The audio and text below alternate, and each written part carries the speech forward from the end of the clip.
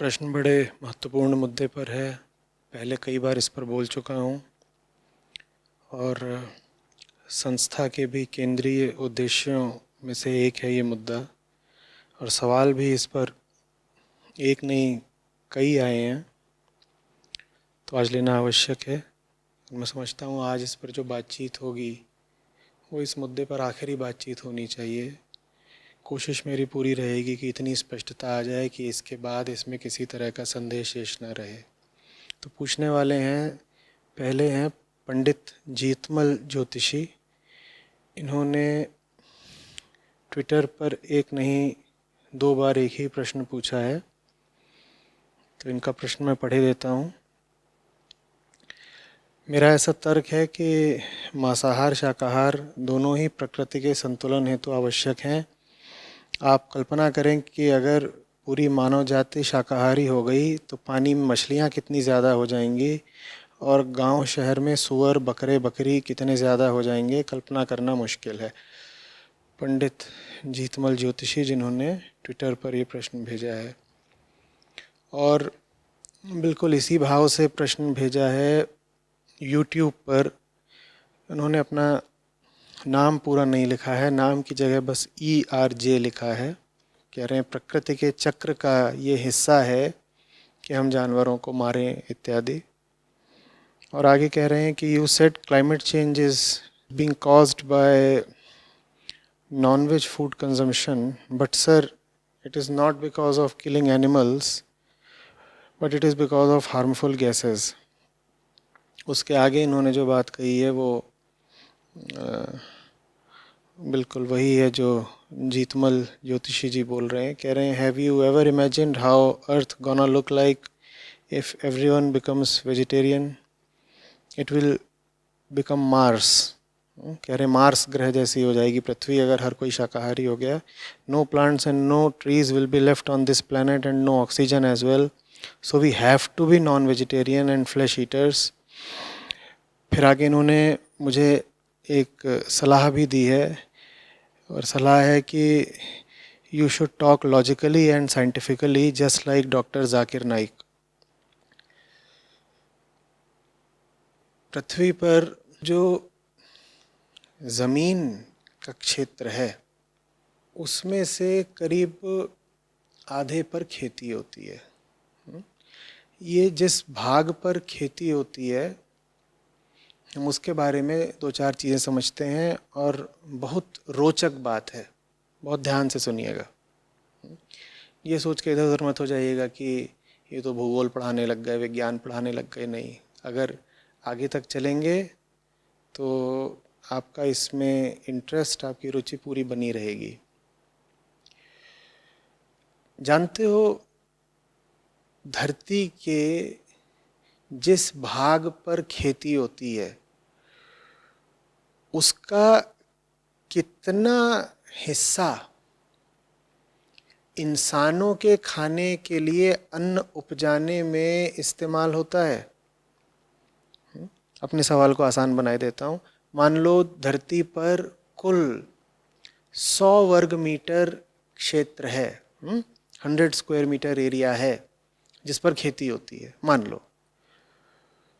तो उस एरिया का कितना हिस्सा आदमियों के खाने के लिए, अन्न पैदा करने के लिए इस्तेमाल होता है? बताओ। अन्न और दूसरी चीज़ें, शाक सब्जियां फल, ये सब बताओ कितना। तुम हैरान रह जाओगे, सिर्फ 23%। अब झटका लगेगा, कहोगे अगर इतने बड़े क्षेत्र में खेती हो रही है 100 वर्ग मीटर में, तो उसका सिर्फ 23% दाल चावल ज्वार बाजरा सब्जियां फल वगैरह उगाने के लिए इस्तेमाल हो रहा है। तो ये जो बाकी 77 स्क्वायर मीटर है इसका इस्तेमाल किस लिए हो रहा है? मेरे साथ साथ चलते रहो, सोचते भी रहो, दिमाग लगाओ, बताओ। खेती हो रही है, एक बड़े क्षेत्र में खेती हो रही है, और आपको पता चलता है कि इस क्षेत्र में से बस जो 23% क्षेत्र है उसमें आदमियों के लिए खाना उपजाया जा रहा है। तो बाकी 77% में जो पैदा किया जा रहा है वो किसके लिए है?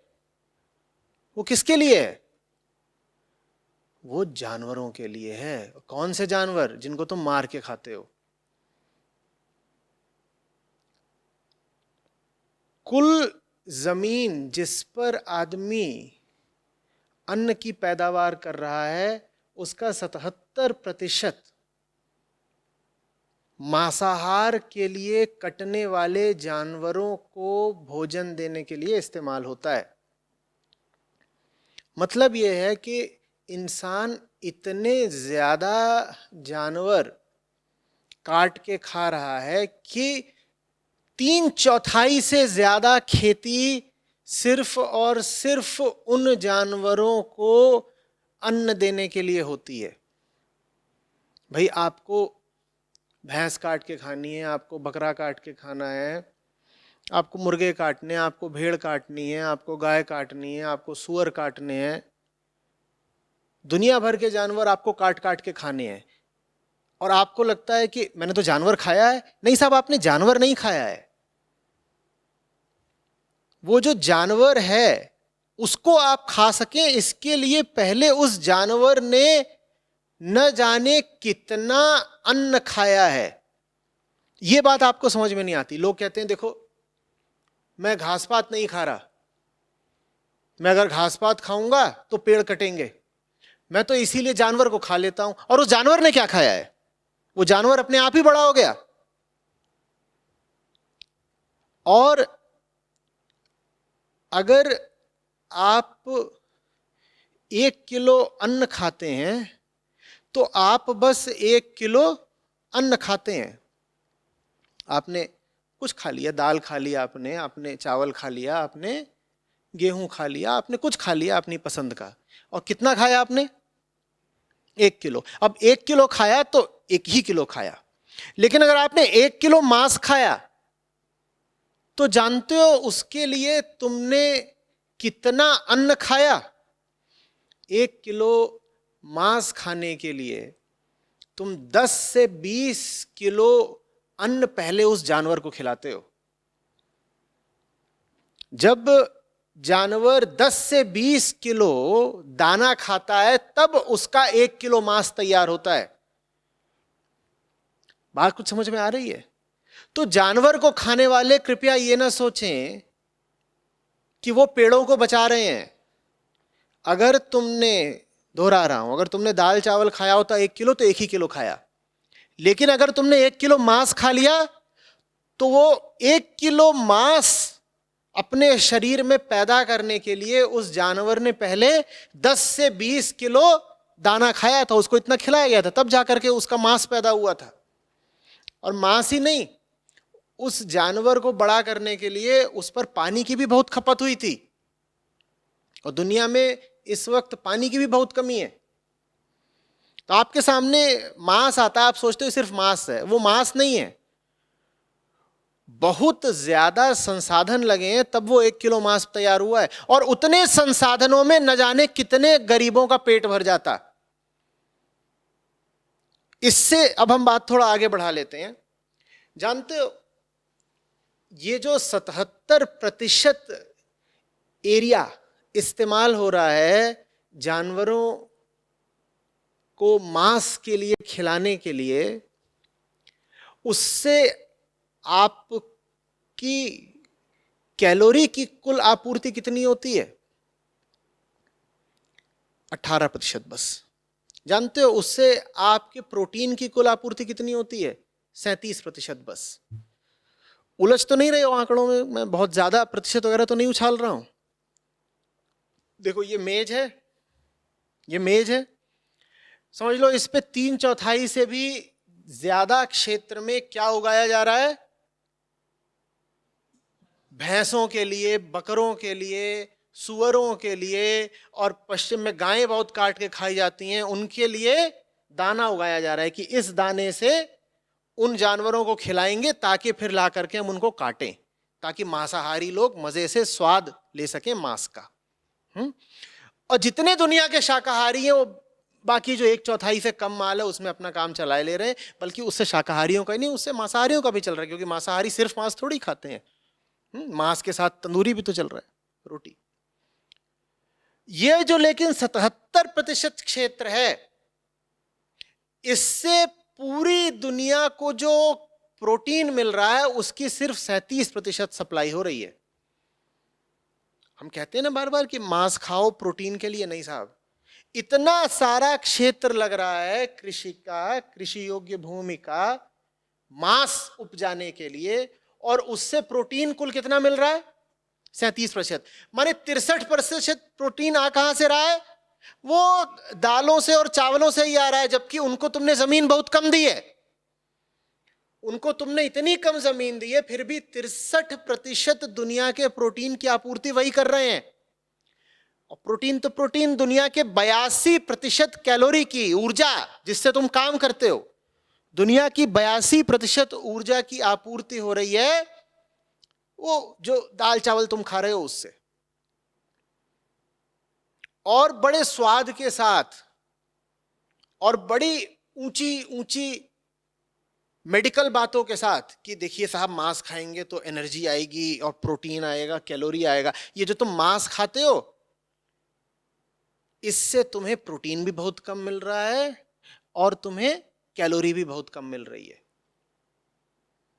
कम से कम जितना क्षेत्र ये खा रहा है अपने को उपजाने के लिए, उसकी तुलना में तो बहुत ही कम मिल रही है। बात समझ रहे हो? कृषि का जितना क्षेत्र की खपत हो जा रही है जानवरों के लिए चारा वगैरह उपजाने में और जानवरों के लिए अन्न उपजाने में, उसकी तुलना में उन जानवरों के मांस से जो प्रोटीन और ऊर्जा मिल रही है बहुत कम है। तो जो ये हमारे दिमाग में भ्रांति है, मिथ है कि मैंने तो बकरा खाया, माने मैंने बकरा खाया, मैंने कम से कम पेड़ पौधों को तो नुकसान नहीं पहुंचाया ना। नहीं, आप बेवकूफी की बात कर रहे हैं। जिसने बकरा खाया उसने बकरे की तो जान ली ही ली, और साथ ही साथ उसने अनावश्यक रूप से उन सब पेड़ पौधों की भी जान ले ली जिन्हें बकरे को खिलाया गया था ताकि बकरे को आप खा सकें। शाकाहारियों पे अक्सर ये इल्जाम लगता है कि देखो तुम भी तो पेड़ पौधा खा रहे हो, उसमें भी तो जान है। चलो वो इल्जाम मान लो सही भी है, तो मांसाहारी ये तो बताएं कि तुम तो बकरा खा रहे हो, तो तुमने तो बकरे को भी मारा, और बकरे ने जो कुंटलों पत्ते खाए, उन पत्तों की, उन पौधों की भी हत्या का इल्जाम तुम्हारे ही ऊपर है, क्योंकि बकरे को तो वो सब कृत्रिम रूप से खिलाए गए ताकि तुम बकरे को खा सको। ये बात समझ में आ रही है? बहुत ज्यादा लोग इस बात से परिचित ही नहीं है कि मांसाहार इस वक्त दुनिया की सबसे बड़ी समस्या है, कि इस पृथ्वी को तमाम तरीकों से जो समस्याएं लीले ले रही हैं उनका मूल कारण मांसाहार है। हम कहते हैं ना कि अरे अरे अरे जंगल से उड़ते जा रहे हैं। अक्सर इस तरह की बातें तुमने सुनी होंगी कि प्रतिदिन न जाने कितने फुटबॉल मैदानों के बराबर, कितने फुटबॉल, 40 फुटबॉल मैदानों के बराबर जंगल काट दिए जाते हैं। उनमें से अधिकांशतः तो ब्राजील में जो अमेजन के जंगल हैं वही काटे जा रहे हैं। तुमने कभी सोचा है कि इतने जंगल काटने क्यों पड़ रहे हैं? कभी विचार किया है? ब्राजील का ही उदाहरण ले लो, बताओ क्यों काटने पड़ रहे हैं? वो जंगल इसलिए काटने पड़ रहे हैं ताकि उन जंगलों को काटकर उस जगह पर खेती की जा सके। खेती क्यों की जा रही हो? खेती इसलिए नहीं की जा रही है कि वो वहां जो खेती की जाएगी उससे जो अन्न पैदा होगा वो शाकाहारियों के पास जाएगा, इस भ्रम में नहीं रहिएगा। वहां खेती की जाएगी इसलिए ताकि वहां से जो अन्न दाना निकले वो गायों भैंसों को खिलाया जाए और फिर उनको आप काट करके उनका मांस खा सके। वहां एनिमल फार्म चलते हैं। ब्राजील मांस का बहुत बड़ा निर्यातक है, एक्सपोर्टर। तो जंगल इसलिए काटे जा रहे हैं ताकि मांसाहारियों को मांस मिलता रहे। मांसाहारियों के सर पर इल्जाम है, पाप है दुनिया भर के जंगल कटवाने का। आप एक तरफ तो चिकन चबाते हो, मटन चबाते हो, दूसरी ओर आपका नहीं नहीं मुझे दुनिया के जंगल की और पर्यावरण की बड़ी फिक्र है, तो आप पाखंडी हैं, आप हिपोक्रेट हैं। क्योंकि दुनिया के जंगलों के कटने का सबसे बड़ा कारण ही मांसाहार है। और ये तो कहिएगा ही नहीं कि मुझे पता नहीं था। दुनिया भर की व्यर्थ बातें आपको पता होती हैं, और पृथ्वी के सामने जो सबसे बड़ी समस्या है वो आपको नहीं पता थी। पता थी नहीं या पता करना चाहते नहीं थे? पता इसलिए नहीं करना चाहते थे क्योंकि जबान के स्वाद पर या धार्मिक आस्थाओं पर चोट लगती है। इसी तरीके से हम कहते हैं अरे पशुओं की, पक्षियों की, पेड़ पौधों की इतनी प्रजातियां रोज विलुप्त हो रही हैं। जानते हो रोजाना 25 से 150 प्रजातियां हैं जानवरों की और कीट पतंगों की, पौधों की, जो हमेशा के लिए खत्म हो जा रही हैं, वो लौट के नहीं आएंगी अब। वो क्यों खत्म हो रही हैं? वो इसलिए खत्म हो रही हैं क्योंकि उनके घर हमने काट डाले। जब तुम एक जंगल काटते हो तो तुम पेड़ ही नहीं काटते हो, तुम न जाने कितनी प्रजातियों का हैबिटेट काट देते हो जहां पे वो बसा करती थी, वो उनका घर था। मांस का स्वाद लेने के लिए तुमने न जाने कितनी प्रजातियां खत्म कर दी। ऐसे नहीं खत्म कर दी कि तुमने उनको खा लिया ना, खाया तो तुमने बकरे को, लेकिन उस बकरे के लिए, अन्न उपजाने के लिए तुमने जंगल काट डाले ताकि वहां खेती कर सको। और जंगल तुमने काटे, न जाने कितनी अनाम अनजान प्रजातियां विलुप्त हो गई। बल्कि प्रजातियां इस समय पृथ्वी पर बढ़ती ही कौन सी जा रही हैं? मुर्गे बढ़ते जा रहे हैं, बकरे बढ़ते आ रहे हैं। इसलिए नहीं कि उन्हें बढ़ने का शौक है, इसलिए क्योंकि तुम उन्हें कृत्रिम रूप से बढ़ा रहे हो। ये बहुत मूर्खतापूर्ण तर्क है पंडित जी, जो आपने कहा कि अगर हमने खाया नहीं तो तालाबों में मछलियां कितनी हो जाएंगी और जंगलों में सूअर और भैंस कितने हो जाएंगे। आपको क्या लग रहा है ये सब प्राकृतिक रूप से पैदा हो रहे हैं? आप जो मांस खाते हो वो 90-95% कृत्रिम रूप से पैदा किया जाता है आपकी हवस मिटाने के लिए। ये ऐसा थोड़ी है कि मुर्गे जंगलों में घूम रहे थे और आपके लिए जाकर के उनको कसाई लोग और रेस्टोरेंट वाले पकड़ के लाए हैं। ये जंगलों से नहीं आ रहे हैं, इन्हें जबरदस्ती पैदा किया जा रहा है, और इन्हें जबरदस्ती पैदा किया जा रहा है, खिलाया जा रहा है जंगल काट काट के। तो मांसाहार से जो 2-3 चीजें हैं सबसे खतरनाक, वो तो समझ में आई गई होंगी, अभी उसमें और भी जोड़ूंगा। पहली चीज, जंगल कट रहे हैं इसकी वजह से। दूसरी चीज, प्रजातियां विलुप्त हो रही हैं इसकी वजह से। तीसरी चीज, जितनी तुम इसको संसाधन दे रहे हो, जितनी जगह दे रहे हो एनिमल एग्रीकल्चर को, उसके अनुपात में मांस से न कैलोरी मिल रही है न प्रोटीन मिल रहा है। अब आओ चौथी चीज पर, क्लाइमेट चेंज या ग्लोबल वार्मिंग। इसका नाम तो सभी ने सुना ही होगा। जानते हो ग्लोबल वार्मिंग की बड़ी से बड़ी वजह क्या है? मांसाहार। ईआरजे साहब ने बड़े भोलेपन से, जाने भोलापन है, जाने बात को छुपाने की मंशा है, कई बार जब कुछ पूर्वाग्रह हमारे मन में बहुत गहरे बैठे होते हैं तो उनको कायम रखने के लिए हम तथ्यों को भी तोड़ने मरोड़ने लग जाते हैं। खैर, जो भी कर रहे हैं ईआरजे, बात समझिए। इतना तो तुमने कह दिया कि आचार्य जी शायद आपको पता नहीं है कि क्लाइमेट चेंज मांस खाने से नहीं, गैसों से होता है। अरे वो गैसें क्या आसमान से टपकती हो? गैस कहां से आ रही हैं? जिन गैसों के कारण क्लाइमेट चेंज हो रहा है, ग्रीन हाउस गैसेस जिन्हें बोलते हैं, सर्वोपरि उनमें कौन है?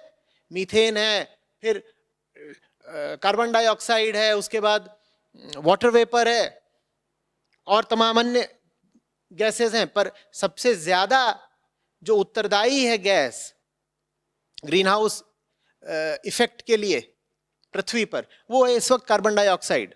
वो कहां से आ रही है तुम्हें कुछ पता है? वो एनिमल एग्रीकल्चर से आ रही है। मीथेन पैदा होती है उससे, और कार्बन डाइऑक्साइड। ये जितने तुम जानवर बड़े बड़े पैदा कर रहे हो काट के खाने के लिए, इन्हीं जानवरों के शरीर से मीथेन और कार्बन डाइऑक्साइड उत्सर्जित होते हैं। तो क्लाइमेट चेंज की बड़ी से बड़ी जिम्मेदारी मांस खाने वाले लोगों के ऊपर है। वो जो तुम्हारी प्लेट पर मांस रखा हुआ है वही जिम्मेदार है क्लाइमेट चेंज का। तुम इधर उधर की क्या बात कर रहे हो कि अरे नहीं कार का नया मॉडल ले लेंगे तो उसमें से कार्बन डाइऑक्साइड कम निकलेगा, अरे नहीं चलो थोड़ा सा एक बल्ब कम जलाते हैं तो ग्लोबल वार्मिंग कम होगी। बेवकूफी की बातें हैं। जो सबसे बड़ी बात है वो मुद्दा तो तुम छुपा रहे हो कि ये जो मांस खा रहे हो तुम, इसी से क्लाइमेट चेंज हो रहा है दुनिया भर का। कुछ अनुमान कहते हैं कि ये सबसे बड़ा कारण है क्लाइमेट चेंज का, कुछ कहते हैं नहीं ये पहला नहीं नंबर 2 का कारण है। पर इस बात पर तो सब वैज्ञानिक और सब सर्वेक्षण और सब रिसर्च सहमत हैं कि या तो मांसाहार क्लाइमेट चेंज का सबसे बड़ा कारण है, नहीं तो दूसरे नंबर का कारण है। कुछ समझ में आ रही है बात? अब तुम कह रहे हो कि आप इन सज्जन का तुमने नाम लिया है जाकिर नाइक, इनकी तरह लॉजिकल और साइंटिफिक होके बोला करो। भाई मैंने इनको ज्यादा सुना नहीं है, पर तुम इनके चेले लगते हो। तो अगर यही लॉजिक और साइंस सीखा है तुमने अपने उस्ताद से, तो तुम्हारे उस्ताद न लॉजिकल है न साइंटिफिक हैं। अपने पूर्वाग्रहों के पक्ष में बेवकूफी भरे तर्क दे देने से पूर्वाग्रह सत्य नहीं बन जाते। इसी मंच पर खड़े हो गए और धारवा प्रवाह कुछ बातें बोलनी शुरू कर दी। उन बातों के बोल भर देने से वो बातें तार्किक नहीं हो जाती और वैज्ञानिक भी नहीं हो जाती। थोड़ा पढ़ा करो। जिस तरीके से तुमने सवाल लिख करके भेजा है कि आचार्य जी मांसाहार खाने से थोड़े ही होता है क्लाइमेट चेंज, वो तो गैसों से होता है, उससे लग रहा है कि पढ़ने लिखने में तुम्हारी विशेष रुचि है नहीं।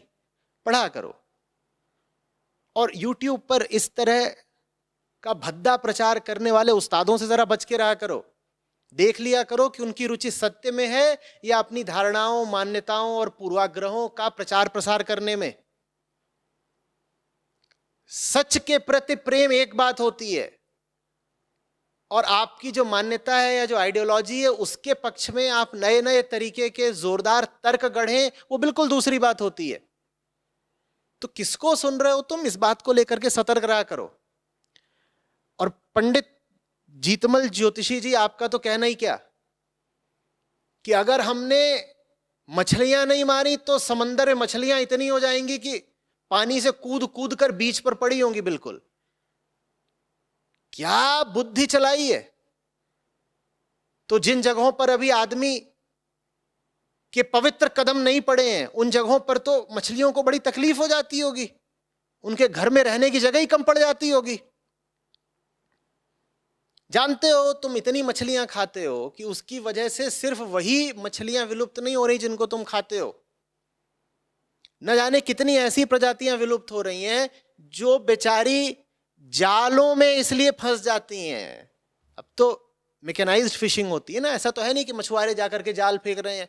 अब तो बड़े बड़े जहाज चलते हैं और वो बड़े मैकेनाइज्ड तरीके से विशाल जाल डाला करते हैं जिसमें टनों मछलियां फंस के आती हैं। सिर्फ मछलियां नहीं फंस के आती, उनके साथ न जाने कितनी ऐसी प्रजातियां फंस जाती हैं उन जालों में जिनको तुम खाते भी नहीं, और वो भी विलुप्त हुई जा रही हैं। न जाने कितने तरह के कछुए और पता नहीं क्या क्या, वो सब खत्म हो रहे हैं। थोड़ा पढ़ा करो ना। तुम्हें लग रहा है कि तुम खाओगे नहीं तो दुनिया भर में मुर्गे ही मुर्गे हो जाएंगे। ऐसी बातें करते भी मैंने 2-4 लोगों को सुना है कि अरे ये जो मुर्गे हैं ना ये दुनिया पे छा जाएंगे, इन्हीं का शासन हो जाएगा, संसद में यही बैठा करेंगे। यूनाइटेड नेशन सेक्रेटरी जनरल कौन है? मुर्गा राज। इस तरह की नौबत आ जाएगी। आदमी को बुद्धि मिली है ना, इस्तेमाल करने के लिए ही मिली है, फ्रीजर में रखने के लिए थोड़ी। किस तरीके के तर्क दिया करते हो। और मैं आज थोड़ी तलखी के साथ इसलिए बोल रहा हूं क्योंकि इस मुद्दे पर मैं ही पहले कम से कम दर्जन बार बोल चुका हूं, उसके बाद भी तुम लोगों को बात समझ में नहीं आ रही है। धरती विनाश की कगार पर खड़ी है तुम्हारी जबान के स्वाद के कारण और तुम्हारी धार्मिक मान्यताओं के कारण, लेकिन तुमको नहीं समझ में आ रही बात। तुम सब कुछ बर्बाद करके ही मानोगे।